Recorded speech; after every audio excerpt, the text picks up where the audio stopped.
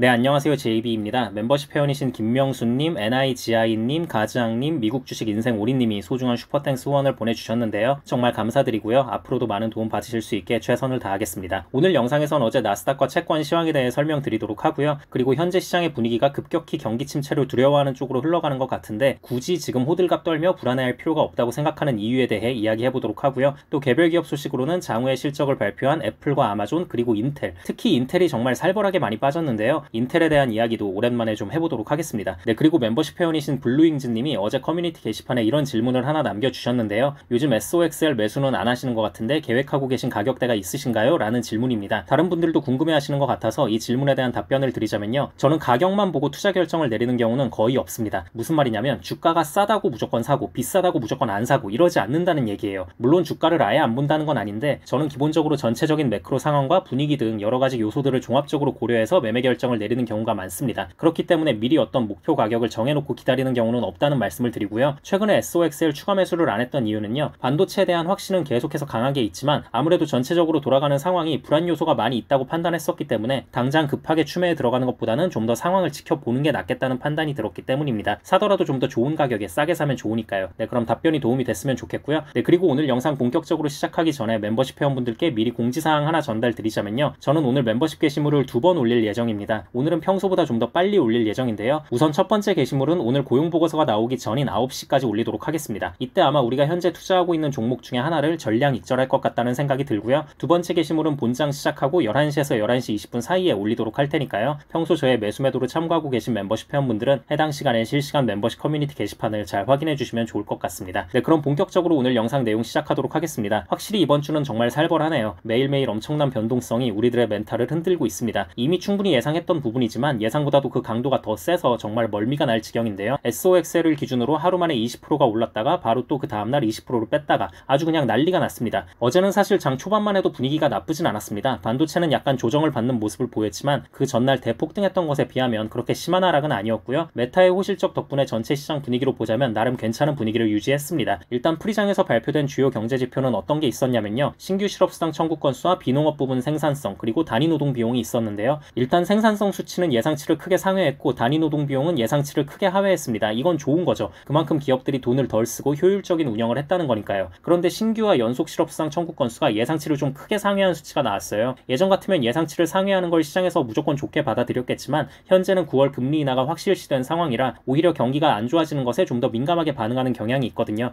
그래서 또 너무 예상치를 크게 상회하면 안 좋긴 합니다. 근데 그렇다고 막 당장 침체를 걱정할 수준까지 튀어버린 건 아니었습니다. 일반적으로 일주일에 신규 실업수당 청구 건수가 30만 건이 나오면 침체로 보는 경향이 있는데요. 아직까지 그래도 24만 9천 건이기 때문에 여유는 좀 있긴 합니다. 물론 뭐 일각에선 이런 식의 분석도 나오긴 해요. 30만이 통상적으로 침체를 가늠하는 수치긴 하지만 그래도 한 25만 정도부터는 긴장을 하고 있어야 한다. 그렇기 때문에 이건 위험 신호다 라고 주장하는 의견도 있는데요.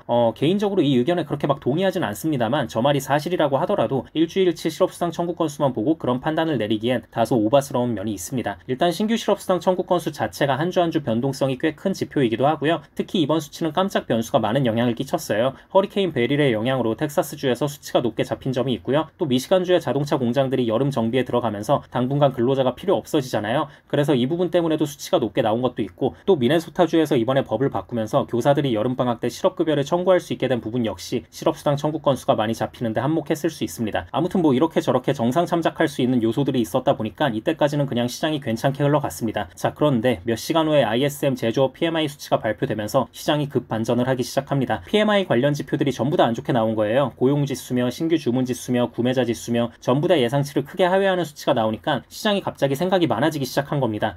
야, 이거 진짜 침체 전조 증상 아니야? 이거 심상치 않은데? 신규랑 연속 실업수당 청구 건수 높게 나온 것까지는 그냥 그러려니 했는데 ISM PMI까지 이렇게 나오면 이거 너무 불안한데? 야, 그리고 파월도 전날 FOMC에서 고용시장이 걱정된다고 했잖아. 이게 괜히 의례적으로 하는 소리가 아니었나봐. 아, 큰일이다. 진짜 경기 침체 올 것 같아. 라는 심리가 갑자기 퍼지면서 시장이 급격히 무너졌습니다. 반대로 경기 침체를 기다리는 채권 입장에선 매우 반가운 상황이었기 때문에 채권은 어제 좋게 상승으로 끝났다고 보시면 될 것 같습니다.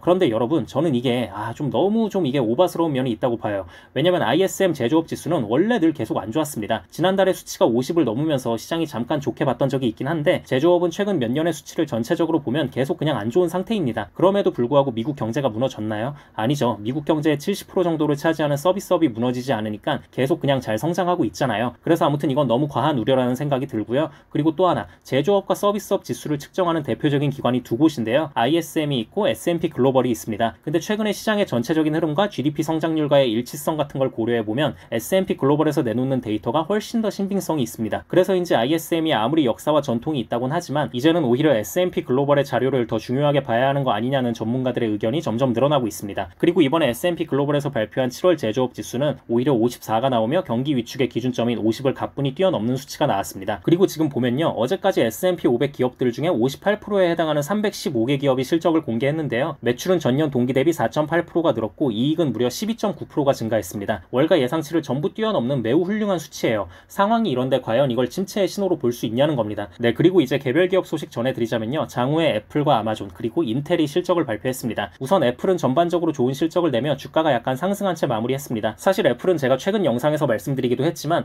딱히 AI 개발에 막 목숨 걸고 대단한 비용을 지출하는 상황이 아니기 때문에 뭐 그렇게 꼬투리 잡힐 만한 요소가 없긴 했었습니다. 그리고 아마존은 비용 절감에 제대로 성공해서 EPS는 예상치를 매우 크게 상회했지만 안타깝게도 매출이 예상치를 하회하고 다음 분기 가이던스까지 하향 조정하며 주가가 크게 하락을 했는데요. 그래도 아마존 실적에서 나름 긍정적인 부분을 보자면요, 소매 판매 쪽에서 매출이 둔화하면서 예상치를 좀 하회하긴 했지만 그래도 여전히 전년 대비 무려 20%가 넘게 성장한 수치고요. 아마존 클라우드 사업 부문은 예상치를 뛰어넘는 19%의 성장을 보여줬다는 점 참고하고 계시면 좋을 것 같습니다. 네, 그리고 다음은 인텔입니다. 제가 어제 멤버십 커뮤니티 게시판에 반도체 섹터 하락 이유에 대한 장중시황 분석글을 올리면서 그냥 웃자고 하는 소리로 하필이면 이런 상황에 장후에 실적 발표를 하는 게 인텔이다 보니 오늘 반도체가 더 분위기가 안 좋은 것 같다는 말씀을 드렸었는데요. 솔직히 말하자면 마냥 웃자고 쓴 글은 아니었고 속으로는 좀 진심으로 걱정하는 부분이 크긴 했습니다. 자, 그런데 아니나 다를까 이런 불길한 예감은 항상 틀리질 않죠. 인텔이 이번에 정말 최악의 실적을 발표했습니다. 실적 발표 후 주가 역시 18%나 대폭락을 하고 있고요. 이번에 실적을 보면 뭐 하나 비트한 게 없습니다. 전부 다 미스예요. 최악의 어닝 쇼크가 나왔습니다. 거기에 또 배당까지 중단한다는 소식을 발표해서 주가에는 더 악영향을 끼칠 수밖에 없었습니다. 자, 근데 이제 인텔의 실적이 망한 건 망한 건데 그럼 투자 가치가 전혀 없냐라고 질문을 한다면 저는 이거는 또 다른 차원의 문제라고 생각을 합니다.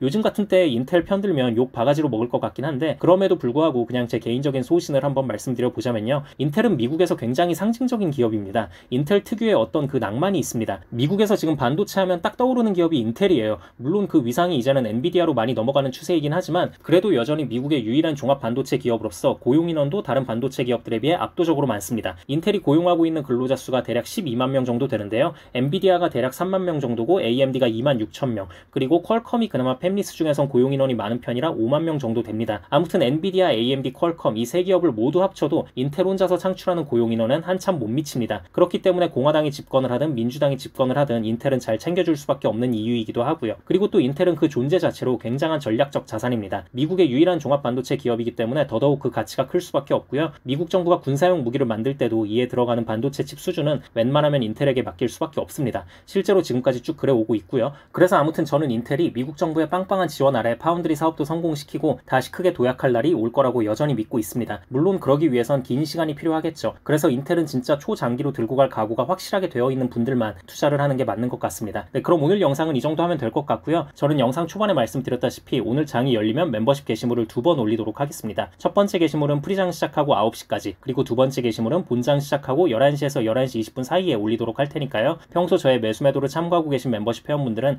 해당 시간에 실시간 멤버십 커뮤니티 게시판을 잘 확인해 주시면 좋을 것 같습니다. 그럼 구독자분들 모두 좋은 하루 보내시고요. 멤버십 회원분들은 오늘 밤에 미국장 시작하면 그때 또 다시 뵙겠습니다. 감사합니다.